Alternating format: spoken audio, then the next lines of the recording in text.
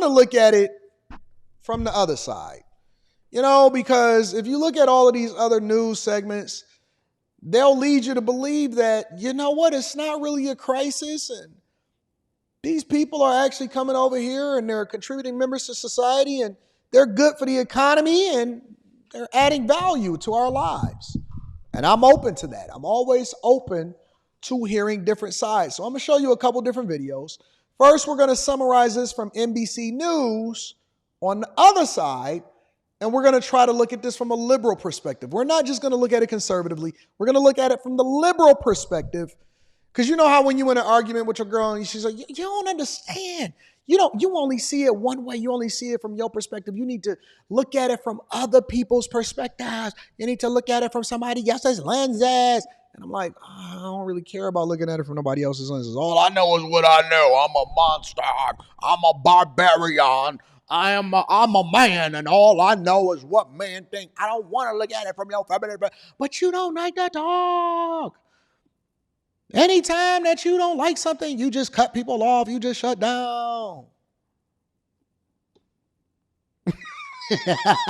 That's all I know. So then I step out. I say, okay, let me try to look at it from your perspective. And then when I start hearing them talk, all I hear is womp, womp, womp, womp, womp, womp, womp, womp, womp, womp, womp, womp, womp, womp, womp, womp. I'll be like, yeah, I get you. You made a good point there. All right, so we're going to go back to doing it my way. You know what I'm saying? We're going to go back to doing it my way. Because my way is the best way, But that's just who we are. That's who we are as people, as men, right? So sometimes we're going to make a concerted effort to try to look at it from both sides. So today, in this segment, for the next 12 minutes, we're liberals, all right? Make sure you hit a like for the algorithm, subscribe to the channel, and turn on your notifications. Another city with a growing Haitian population on edge after more inaccurate claims from former President Trump. Charleroi has experienced a 2,000% increase in the population of Haitian migrants under Kamala Harris. The schools are scrambling to hire translators for the influx of students, and the town is virtually bankrupt. Here in Charleroi, Pennsylvania, just like in Springfield, Ohio, local Republicans say Haitians have been an asset to the community. The Haitian immigrants here have a very good reputation. Problem is that the federal government dumped these people in and aren't providing any resources. In recent years, many came legally to Charleroi to work at the local meat processing facility, like Pierre Richard Montplaisir. Do you think that what former President Trump is saying is true, that Haitians are having a negative impact here? No. When I came here like 4 years ago, so the town was a ghost town. And now we got a group of people that are working and paying tax. Montplaisir also works as an interpreter for the school system. 5 years ago, 12 students were learning English as non-native speakers. This year, that number is 225.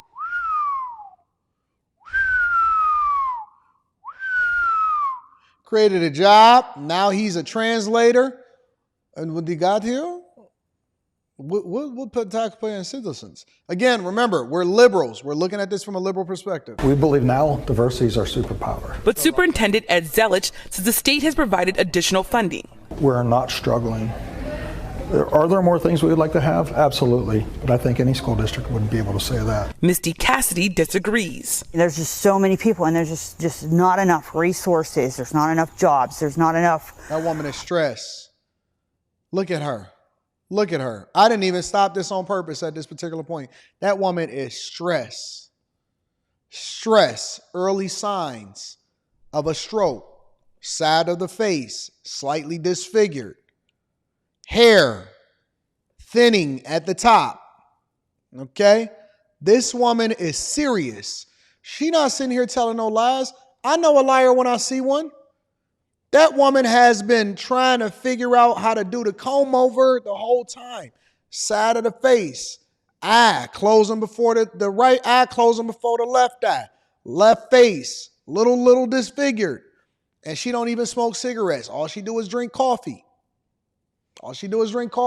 Hair, frazzled, thinning. This is stress. These are signs of stress, ladies. These are signs of stress, ladies and gentlemen. Homes. She's glad Trump, who she supports, has been calling attention to Charleroi and Springfield. People need to know that it's just not Springfield. This is coming to a town near you. What is coming to a town near you? Haitians or immigrants Venezuelans that have poured over the border within the last couple of years. Why is that a bad thing, given the fact that some would say the United States is a nation of immigrants? They're not coming here to assimilate with us. They're coming here to take over. Agreed. It seems. But Montplaisir says Trump's comments are harmful. How worried are you that what happened in Springfield with the threats and the harassment that Haitian immigrants, that they might happen here? Yes, that's why they are afraid about it. That's why some of them want to leave the town. Yamiche Alcindor, NBC News, Charleroi, Pennsylvania. So let's pivot for a second, okay? So now that we're getting it from the other side, these are Haitian immigrants that are pleading with Trump and Springfield, Ohio residents and saying that we're not the problem, we're the solution, and we also feel as though we're under attack. Let's hear what they have to say. My name is Dr. Talia Micah. I am here with ACPA, which is Youth and Caribbean Professionals Association, and also HHU, Youth and Haitian United as well. So I'm going to read this question first. The question is, when people look at Haitian people, what do they see? She perplexly asked. So thank you, Congressman, for having us here. This question was for my 9-year-old after she heard what's going on. Well, really, that was yesterday after we had a meeting. I went home and asked her again what's going on. So I am from a traumatic womb. I'll explain what that means. My grandmother was born in during the occupation of the United States of Haiti. My mom was born during Duvalier father, and I was born during the son. So I am literally from a direct line of traumatic wombs, and so is my children. So I have 2 kids. When all this came out, I had to explain to them why are they so hated, and for me, how it affected me personally, mentally. For a whole week, I actually didn't go to work for a couple of days out of the week. I stayed home because it was so traumatic. It wasn't traumatic just to me; it was traumatic to my children. I had to explain why. So when I talk about a traumatic room, traumas keep happening. When I moved here, that's when I learned that I was Black. So I had to learn that I was Black. Like, I knew I was born Black, but I am Black after moving here. Right. So not only I had to deal with being a migrant, a legal migrant. I came here legally. I also had to deal with being Black. I also had to deal with being a woman. And now I'm dealing with the constant, talk about all the things being Haitian means. I do not stink. I don't eat cat. That's not part of our diet. We don't eat dogs. We eat chicken. We eat pork. We eat, the regular things everybody here eat. So I'll say this as well. So my daughter says, Mommy, when people looked at Haitian people, what do they see? Because I didn't know how to answer her, I asked her the question, how do you see yourself? She says, I see myself as someone beautiful and deserve to be respected. That is from a 9-year-old. Amongst all adults here, I do know we can do better if a 9-year-old can have this stance on how we deserve to be seen as who we are and be respected for it. This doesn't just affect us in, talking about this. You are causing constant traumatic trauma. You're causing trauma constantly. You're causing traumatic trauma. I got you, baby. Let's let her get her whole thought out. For a group of people, just because. So I say. So we're going to let her finish, but let's stop there for a second and let's have this conversation. We're causing traumatic trauma for a group of people just because. Just because? Just because. Okay, so let's explore that. So our federal government is flying people over here. At first, we didn't know how they were getting here. Somehow they were just popping up in small towns like Springfield, Colorado. 20,000 of them showed up at one time. Schools overrun. Children killed on school buses from accidents because they are driving cars without licenses. Resources being overrun. Cities and states are over budgeted. Majority of them are not here legally. So when we have these conversations, and listen, thank God for your 9-year-old being able to articulate themselves well. God bless you because you were able to get over into this country legally. But the problem with people, and I think y'all have a hard time separating it, is that there's a difference between coming over here legally and illegally, between having open borders or being flown here under disguise, hidden from the general American people, because let's be clear, we are a republic and we determine what happens when our elected leaders, elected out of ignorance, are making decisions that's not in the best interest of the people. What did you think that they were going to do? Sit there and let you kick their butts? They're going to revolt. They're going to revolt. Now, she is smart. She's smart. And she's biased, Zach. You're absolutely correct. She's smart and she's biased. She's biased because she's Haitian, but she's smart because she led with the same thing that she took the blueprint of the Victim Olympics and applied it so that you can then feel some sort of sympathy for her while at the same time trying to acknowledge her feelings. She led with, my daughter, A, B, C, D, E, F, G. This is a classic tactic. She then followed up with, I learned that I was black here, and I'm a migrant, and I'm a woman. So I'm a triple minority. I'm a triple minority? Not the triple, not the quadruple, dame dash, quadruple, double, double, double. I don't, what? You a woman? No. And you a black woman. What? And you a legal migrant. Jesus. You didn't know that you was black until you got here in the United States of America. So now, even though she can articulate herself well, I have to disqualify her argument because I know she's not coming holistically. She's not coming in truth. She's not being genuine in her discussion. Because you were blessed to be here does not mean that we're supposed to be tolerant of people that are overwhelming these cities and coming over here illegally.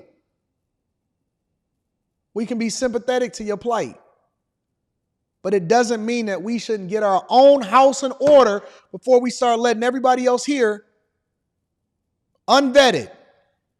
That's the problem. Let's continue.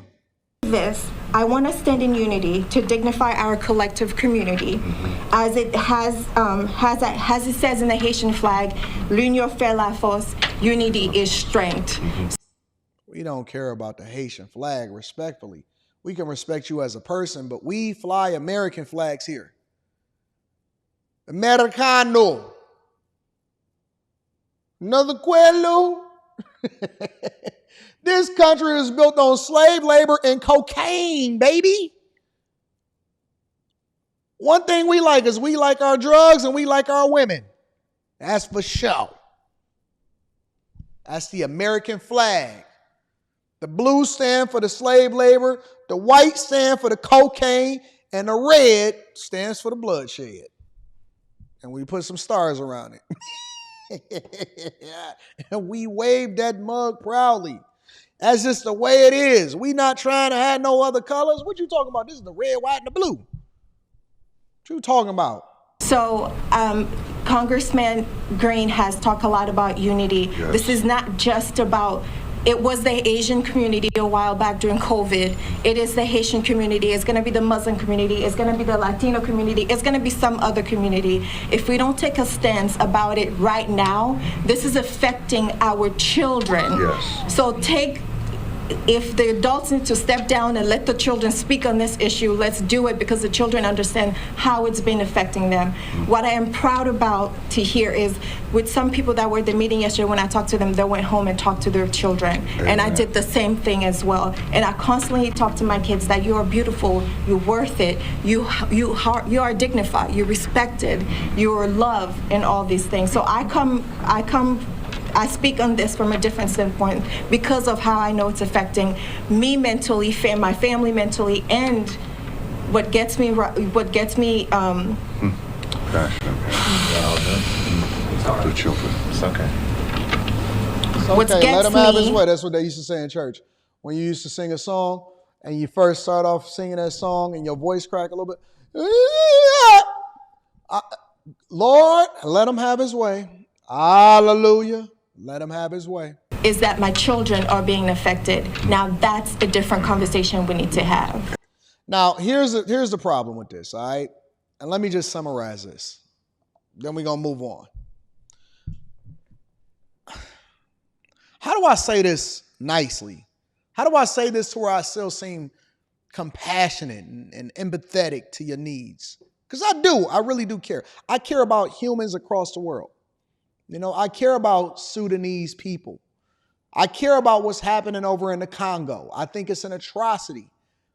And I also think that needs to be solved in Sudan and in the Congo, not here in the United States of America. So how do I say this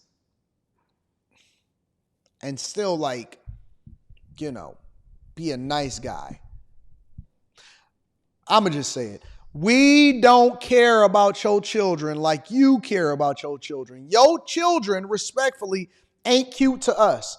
I don't even like when people sit there and force us with all of these baby pictures on their profile or your pictures of your kids all day, because I don't even like your kids. We got on Instagram, baby, to go and see some booty shaking, some cars, and some jewelry. You know what I'm saying? We want to see some controversy on these Instagram platforms and this TikTok. I don't care about your kids. Your kids ain't cute to us like you think we are. Oh my God, little Bookie is cute. Little Bookie he look a little slow. You might want to get him checked out to see if he belong in room 9. We don't care about your kids like you care about your kids. That's your kid. You supposed to care about your kid. God bless you.